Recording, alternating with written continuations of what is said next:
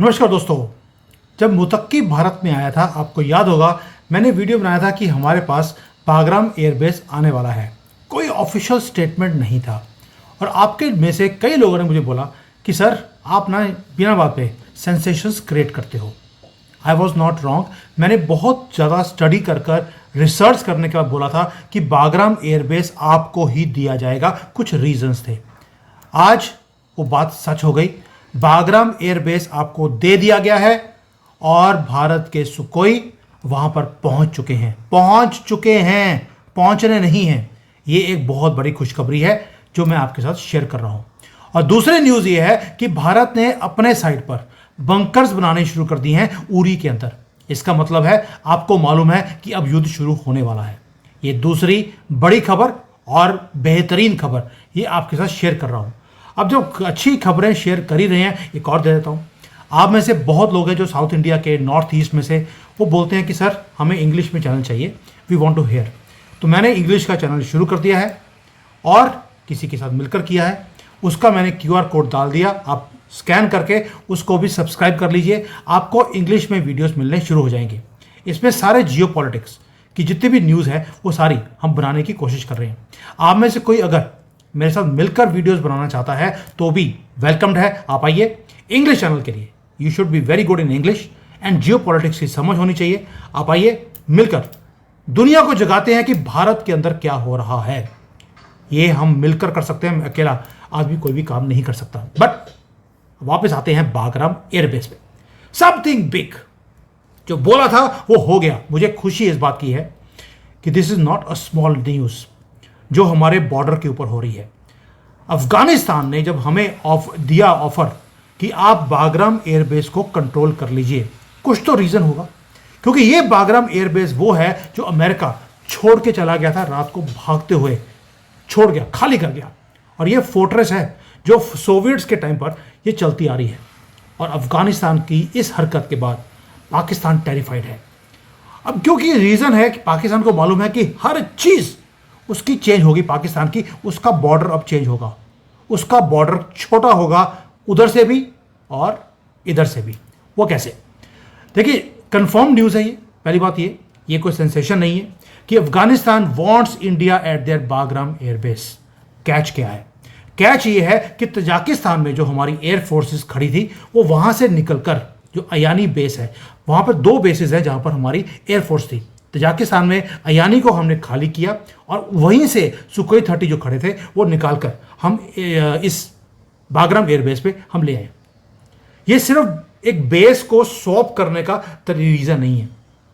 अफगानिस्तान ने चूज किया भारत को ओवर एवरीवन एल्स।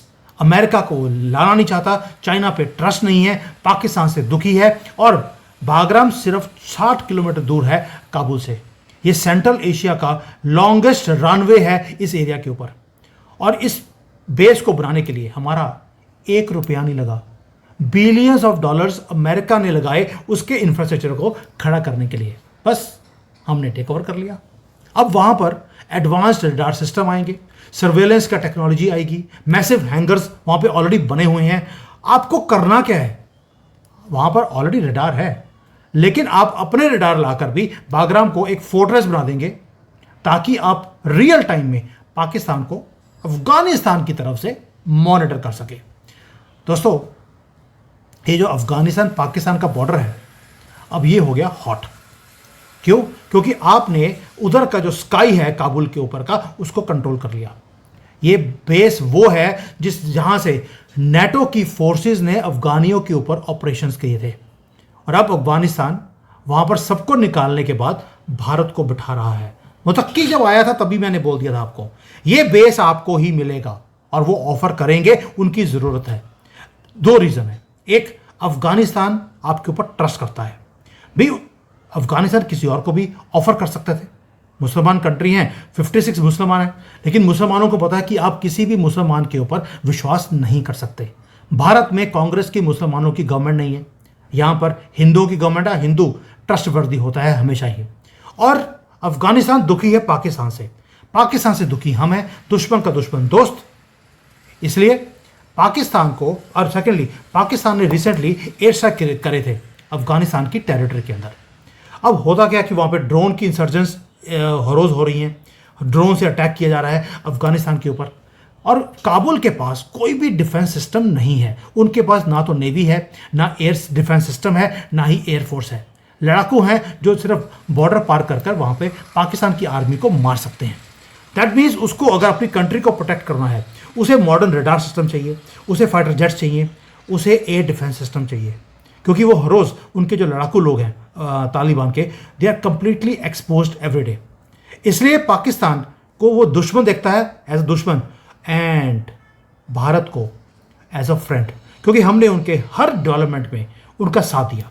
उनकी आर्म फोर्सेस को हमने ट्रेन किया है, पार्लियामेंट को हमने बनाया, ह्यूमैनिटेरियन एड पिछले 20 साल से लगातार हम देते आ रहे हैं, और कभी हमने इन्वेड नहीं किया, कभी बॉम्ब नहीं किया, कभी अपनी एयर स्पेस को यूज़ नहीं होने दिया अफगानिस्तान के अगेंस्ट।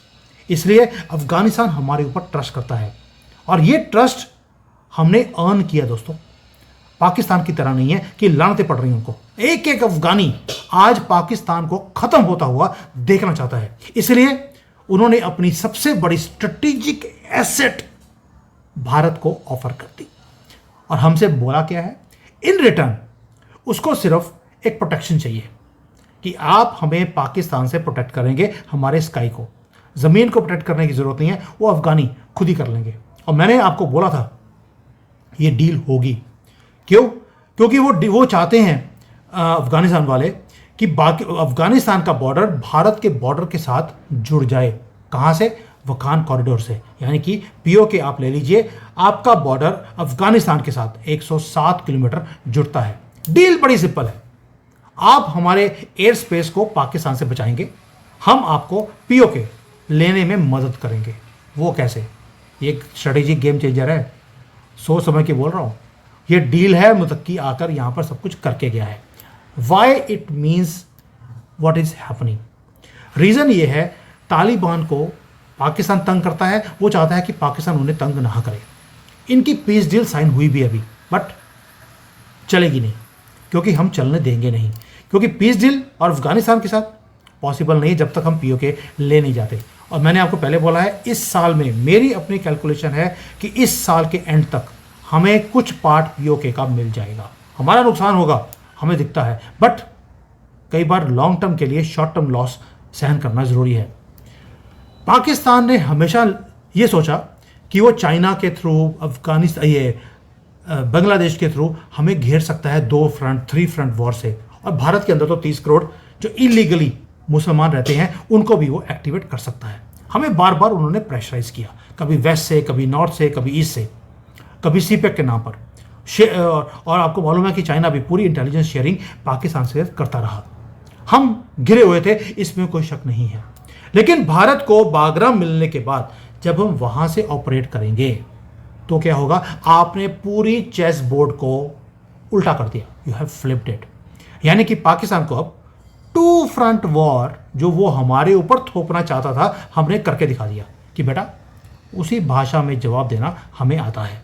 अब हमारी फोर्सेस ईस्ट पे है पाकिस्तान के, वेस्ट में सिर्फ सर्वेलेंस है, हम अपनी आर्मी को वहां नहीं भेज रहे, सिर्फ सर्वेलेंस सिस्टम है प्लस फाइटर जेट्स हैं, क्योंकि आर्मी तो अफगानी बनेंगे हमारे, समझ गए? Afghanistan is man in boots for us on Pakistan border. और ये वही स्ट्रैटेजी है जो पाकिस्तान हमारे अगेंस्ट यूज करना चाहता था, हमने कर दिया। आपको याद है 2012 में अजीत डोवाल जी ने क्या बोला था? तालिबान को अपने पाले में करना बड़ा आसान है, उनको पैसा चाहिए, उनको सपोर्ट चाहिए, उनको रिकग्निशन चाहिए। आपने तीनों दे दिए। का जो डॉक्ट्राइन था जो 2012 में दिया है वो आपने आज पूरा कर लिया, और वहाँ से बैठकर आप ड्यूरेंट लाइन जो कहते हैं कि हम मानते नहीं, आप उनकी हेल्प करेंगे, वो आपकी पीओके में हेल्प करेंगे, और यही डील है। और इसलिए बोल रहा हूँ, भारत ने अपना रडार सिस्टम भी काबुल के अंदर उनको प्रोटेक्शन देने के लिए डिप्लॉय करना शुरू कर दिया है। We have already said it. हमारा surface to air defence network वहाँ पर खड़ा होगा, ये भी हमने ओके कर दिया है। अर्ली वार्निंग सिस्टम्स हम अफगानिस्तान को देने वाले हैं, यानी कि अफगानिस्तान को सिक्योरिटी भारत देगा। ये पहली बार है कि अब हम सिक्योरिटी ऑफर कर रहे हैं कि हमारा डिफेंस सिस्टम, हमारे फाइटर प्लेन्स, हमारी एयरफोर्स सब आपको प्रोटेक्ट करेगी। हमने पहले आर्मेनिया को किया, वहाँ पर 45% जो हथियार हैं वो भारत से जा रहे हैं। क्यों? क्योंकि तुर्कियों को काउंटर करना था। अब पाकिस्तान को काउंटर करने के लिए हमने अफगानिस्तान में ये काम करना शुरू कर दिया। पहली बार भारत अपने विंग्स बढ़ा रहा है। दोस्तों, ये विन विन पोजीशन है और ये वो पोजीशन है जिसको पाकिस्तान एक्सेप्ट नहीं कर सकता। यानी कि अब वॉर होगा। हमेशा पाकिस्तान हमें वॉर में धक्के मारता था, हमें झुलसाता था, फोर्स करता था वो वॉर के लिए। पहली बार है भारत पाकिस्तान को फोर्स कर रहा है, आइए युद्ध करते हैं। इसलिए हमने क्या कर दिया, हमें मालूम है कि पाकिस्तान को युद्ध करना पड़ेगा, उसके पास चॉइस नहीं है। हमने क्या किया, ऑलरेडी उड़ी में हमने बंकर बनाने शुरू कर दिए। 40 से ज़्यादा बंकर बन चुके हैं बॉर्डर के पास और 200 से ज़्यादा और बनने हैं। ये ताकि, और बनने में कितनी देर में है, गवर्नमेंट ने बोल दिया 1 महीने से कम, लेस देन 30 डेज ये पूरे होने चाहिए। यानी कि नवंबर एंड से पहले पहले। ये मिलिट्री बंकर नहीं है, ये सिविलियंस के लिए हैं जो वहाँ पर बॉर्डर के पास रहते हैं। क्योंकि अब हमें मालूम है कि वहाँ से अब अर्जेंसी आएगी पाकिस्तान की तरफ से, उनके पास चॉइस नहीं है। दिसंबर के बाद ये युद्ध नहीं होगा क्योंकि धुंध हो जाती है। वो बेचारों को तो दिन में नहीं दिखता, धुंध में क्या दिखेगा, आप समझ सकते हैं। तो इसलिए पाकिस्तान की मजबूरी है नवंबर एंड में या दिसंबर के फर्स्ट वीक से पहले पहले उनको युद्ध करना है। और हमने भी टाइमलाइन दे दिया, नवंबर एंड से पहले, तीसरे हफ्ते से पहले ये सारे बंकर बन जाने चाहिए, ताकि जो उरी एरिया में जो रेजिडेंट्स रहते हैं उनको नुकसान ना हो। लाखों रुपए लगाए जा रहे हैं एक एक उसके ऊपर। और फंडिंग कहाँ से आ रही है? फंडिंग सुनिए, मनरेगा का प्लान जो कांग्रेस ने बनाया था उसमें से फंड्स निकालकर हम ये बंकर बना रहे हैं। मैसेज बड़ा क्लियर है पाकिस्तान को, आइए युद्ध कीजिए, हम रेडी हैं और एस्केलेशन के लिए उसके लिए भी रेडी हैं। बागराम आपके लिए तैयार हो चुका है। ये मैसेज ओपनली हमने पाकिस्तान को देना शुरू कर दिया और पाकिस्तान के लिए ये नाइटमेयर है। क्योंकि पाकिस्तान का वर्स्ट स्ट्रेटेजिक नाइटमेयर यही था कि कहीं बागराम भारत को ना मिल जाए। इसलिए उन्होंने सरेंडर किया रिसेंटली अफगानियों के सामने, बड़ी उनकी बूट पॉलिश किए, पता नहीं क्या कुछ पॉलिश किया उनका कि हमें बागराम बेस ना मिले। लेकिन वही हुआ जो डर था पाकिस्तान को। पाकिस्तान ने हमेशा अफगानिस्तान को अनस्टेबल रखने की कोशिश करी ताकि वहां पर अपना इन्फ्लुएंस इंक्रीज कर सके। हमने स्टेबिलिटी का काम किया, उनको वहां पर गेहूं दिया भी और गेहूं उगाने की टेक्नोलॉजी भी दे दी कि कैसे उगाते हैं ताकि आपको किसी और कंट्री के ऊपर डिपेंडेंट ना रहना पड़े। इसीलिए अफगानिस्तान ने आपको इनवाइट कर लिया। अब एक और काम हुआ, चाइना ने बड़ा ऑब्जेक्ट किया इसके ऊपर। चाइना बोलता है कि वहां पर फॉरेन बेसिस जो हैं वो कोई नहीं होना चाहिए अफगानिस्तान के अंदर। यानी कि चाइना खुद जब बागराम एयरबेस लेना चाहता है तो कोई दिक्कत नहीं है। अगर भारत ने ले लिया, क्योंकि उसका पालतू जानवर पाकिस्तान अब कटने वाला है, ये हलाल होगा और हलाला भी होगा पाकिस्तान का, ये चाइना को दिखता है। और अफगानिस्तान वो बोलता है हम तो सॉवरेन कंट्री है, जिसके साथ डील करने का मन करेगा हम करेंगे। और इसलिए जो ये ट्रूस जो इन्होंने किया है, जो अफगानिस्तान के साथ सरेंडर किया पाकिस्तान ने, ये फेल होने वाली है।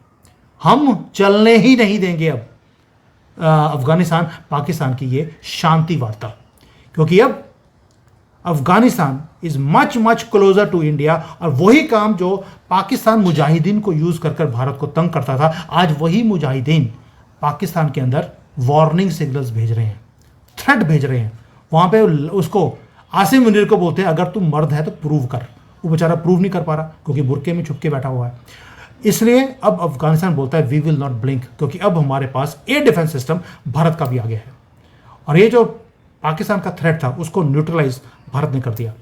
दोस्तों, अगर आप सारे डॉट्स को जोड़ेंगे, मैं कोई भविष्य करता नहीं हूं, मैं सेंसेशंस भी क्रिएट नहीं करता, बहुत ज़्यादा स्टडी करता हूं, उसके बाद एक एक चीज़ को जब तक मेरे पास फैक्ट्स नहीं आते तब तक मैं नहीं बनाता। ये मेरा बिजनेस है, मेरा काम है डॉट्स को जोड़ना। 20-25 साल का मेरा एक्सपीरियंस है इंडस्ट्री के अंदर, तो I understand how things move in business also and in Jio politics. Bagram एक स्ट्रेटेजिक डेप्थ देता है आपको, ऊपर से उरी में बंकर्स आप बना रहे हैं। अफगानिस्तान ने आपको चूज किया क्योंकि आपके ऊपर ट्रस्ट करते हैं, आपने ट्रस्ट को ऑन किया। और भारत के पास जो कैपेबिलिटी है वो हमने ऑपरेशन सिंदूर में हमने दिखा दी। यानी कि अब ऑपरेशन सिंदूर 2 ये शुरू होगा। और हम इस बार पाकिस्तान को बोल रहे हैं तुम्हें युद्ध करना पड़ेगा। पिछले 6 युद्ध हमें करने पड़े, हम चाहते नहीं थे। अब हम चाहते हैं कि पाकिस्तान युद्ध करे। और ये एग्रेशन मुझे अच्छा लगता है, क्योंकि 2002 का मोदी यही है। मुझे 2002 का मोदी चाहिए। मुझे सबका साथ सबका विकास का स्यापा मुझे खत्म होना चाहिए, क्योंकि उसके कारण हमारा देश वीक होता जा रहा है। और पाकिस्तान चाइना जितना मर्जी कोशिश कर ले कोऑर्डिनेट करने की, हमने चाइना को भी कंटेन कर लिया। आज चाइना की फॉरेन पॉलिसी हमारी फॉरेन पॉलिसी के साथ अलाइंड है।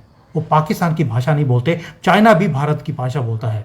यानी कि आपने पूरा चेस बोर्ड चेंज किया, और चेस बोर्ड के अंदर चाइना नाम की रानी जो थी उसको आपने कब्जे में कर लिया। और रानी के बाद अफगानिस्तान, यानी कि बोर्ड में 2 रानियाँ होती है, दोनों आपने अपने कब्जे में कर ली।